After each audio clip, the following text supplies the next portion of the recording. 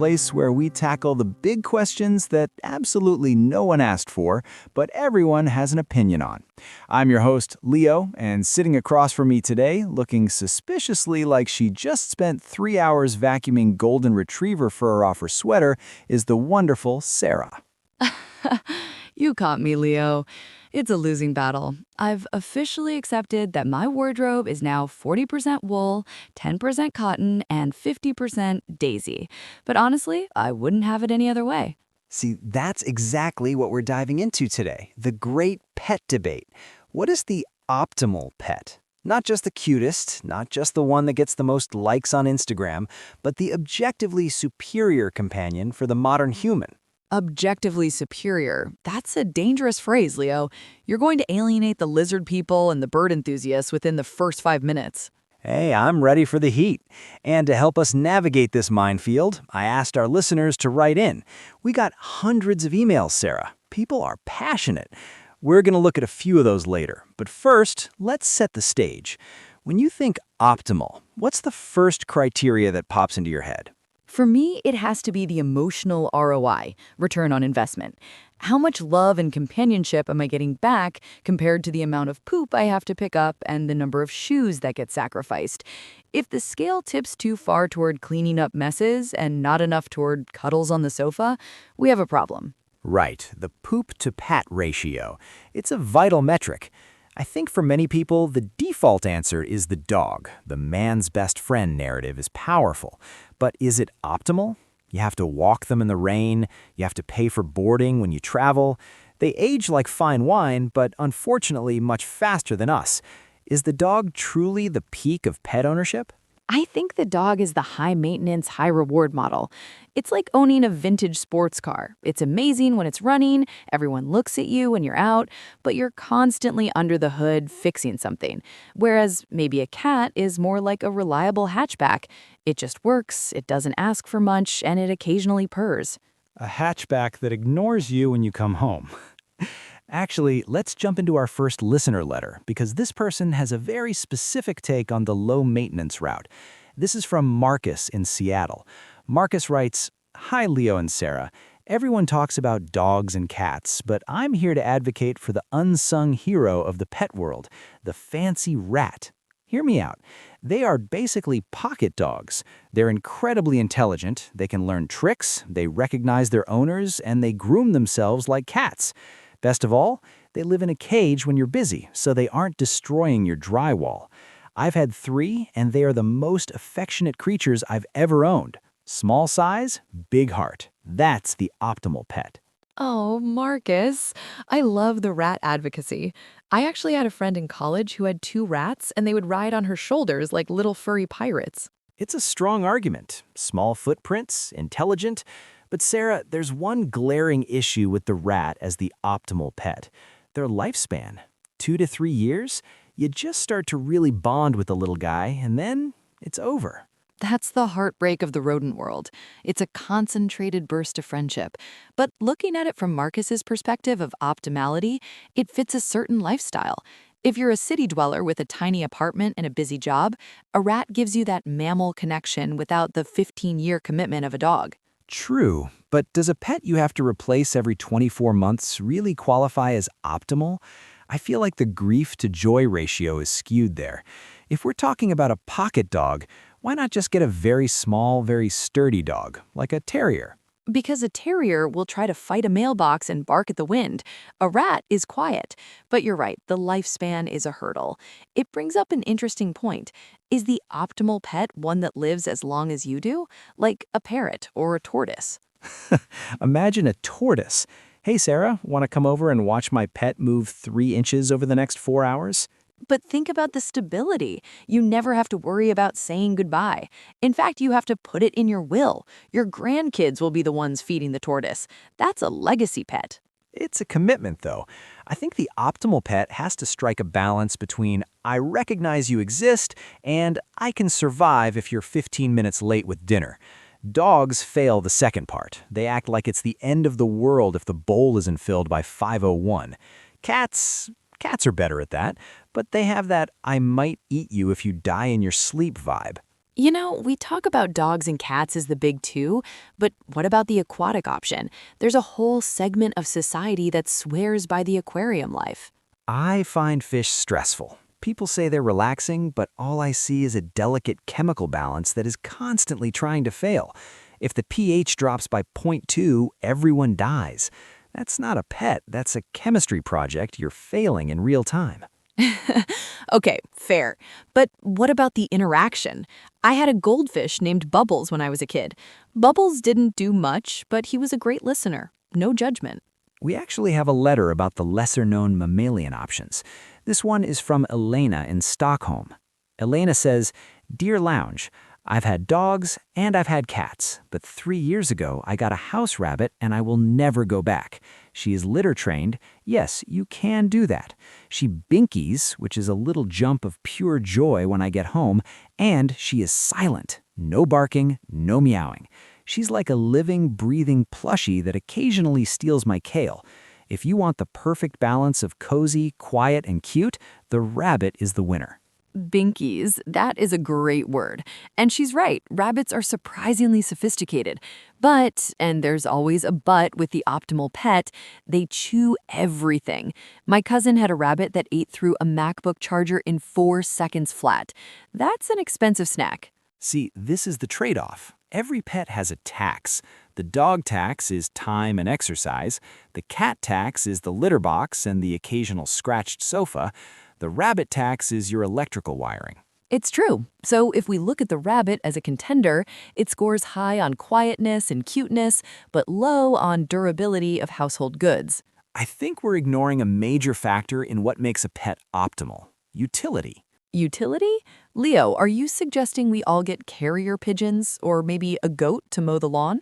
Not quite, though a lawn-mowing goat sounds fantastic until it starts eating your neighbor's prize-winning roses. Now, I mean, what does the pet give you? A dog gives you a reason to exercise. A cat gives you, well, a sense of humility because you're clearly just a tenant in their house. But what about something like a backyard chicken? Oh, the pet with benefits approach. Exactly. You feed them, you give them a little coop, and they give you breakfast. They have personality, they recognize their names, and they turn bugs into omelets. I have friends who are obsessed with their chickens. They call it chicken TV, just sitting in the yard watching them scratch around. It's oddly meditative, but you can't exactly cuddle a chicken on the sofa while watching a movie. Or, I mean, you could, but the hygiene factors are questionable. Yeah, the snuggle factor is a big part of the optimality equation.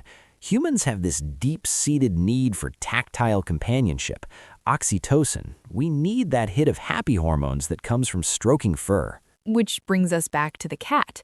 Is the cat the secret winner? They are self-cleaning, they are geographically stable, they're not going to pull you toward a squirrel and dislocate your shoulder, and they purr.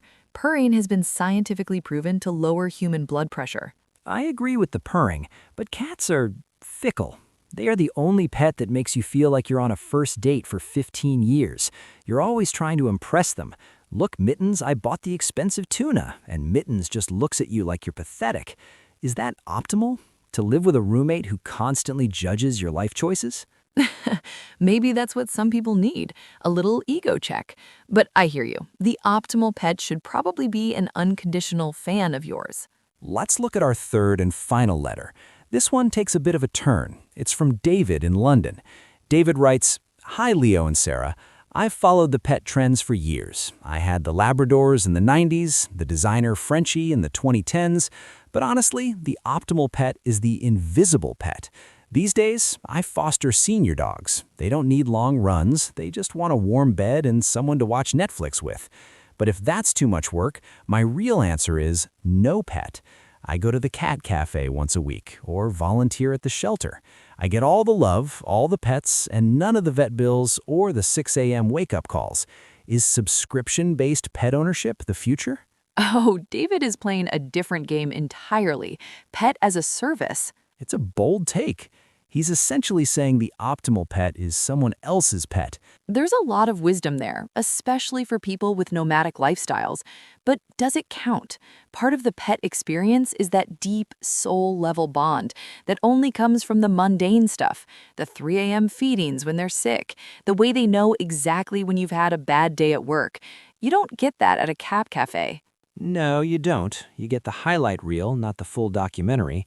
But I like his point about senior dogs. If we're talking about optimal in terms of most chill, a 12-year-old beagle who just wants to sleep on your feet is hard to beat. That's true. The puppy phase is like a chaotic hurricane of teeth and urine.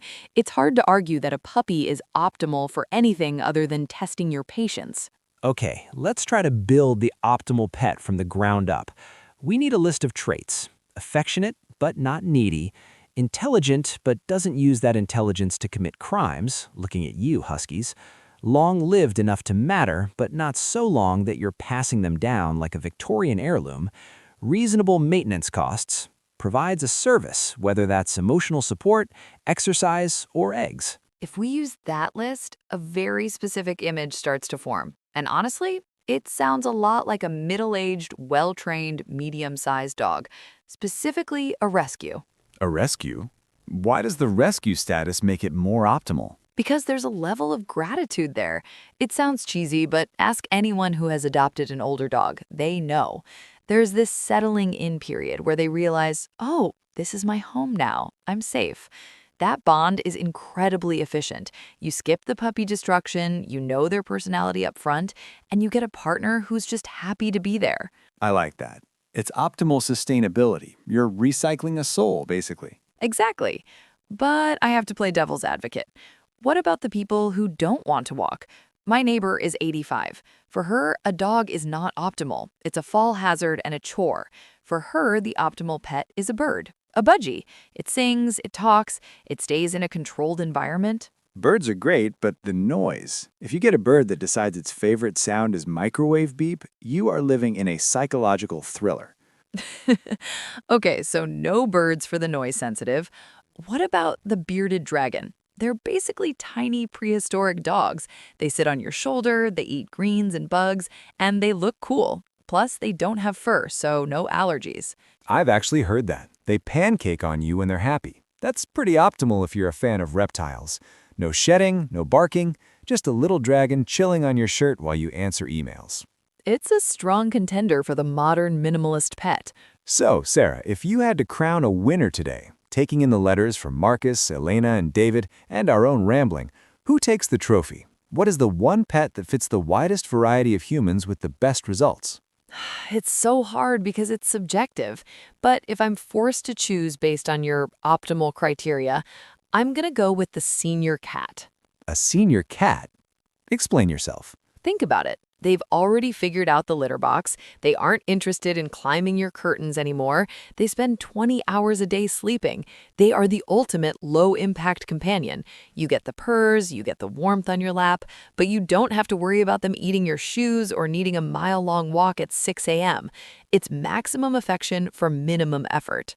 I can't argue with that. It's the consolidated pet model. All the features, none of the bugs. What about you, Leo? Are you sticking with your utility chicken, or have I swayed you? You know, I was leaning toward the pocket dog rat for a minute there, but Marcus reminded me how much I hate saying goodbye. I think I'm going to go with the modified David approach. For me, the optimal pet is the one that belongs to my best friend. I get to play with it, buy it treats, and then I go home to my fur-free sofa and my intact MacBook chargers. You're a coward, Leo. You're opting out of the great debate. Hey, I call it strategic outsourcing. But honestly, if I had to pick one to live with, it's the Greyhound, the 45-mile-per-hour couch potato. They are the most gentle, quiet, and lazy dogs on the planet. They are basically large, skinny cats that look like runway models. I'll give you that. They do have an incredible vibe. So there you have it, folks. From rats to senior cats to subscription pets, the answer to the optimal pet question seems to be whatever animal makes your house feel like a home and whose tax you're most willing to pay.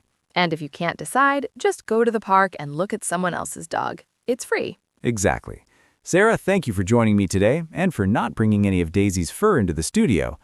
Oh, wait, never mind. I see a golden hair on my microphone. It's a souvenir.